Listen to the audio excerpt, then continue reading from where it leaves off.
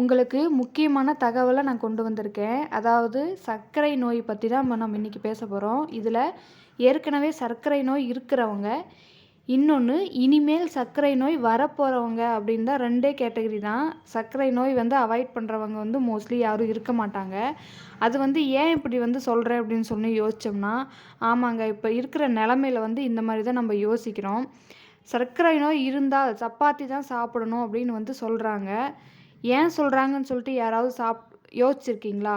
அரிசியை விட கோதுமையில் தான் கலோரியின் அளவு அதிகமாக இருக்குது. ஆனால் எல்லா டாக்டருமே கோதுமை சப்பாத்தி தான் சாப்பிடணும்னு சொல்கிறாங்க. அரிசி கோதுமை உற்பத்தியில் இந்தியா தான் 2ஆம் இடம். ஆனால் சர்க்கரை நோய் வியாதியில் இந்தியா தான் முதலிடம். இதை பற்றி விவரமாக தெரியறதுக்கு நம்ம சேனலை சப்ஸ்கிரைப் பண்ணிக்கோங்க, லைக் பண்ணுங்கள். ஏதாவது டவுட்னா கமெண்ட் பண்ணுங்கள். Thank you so much.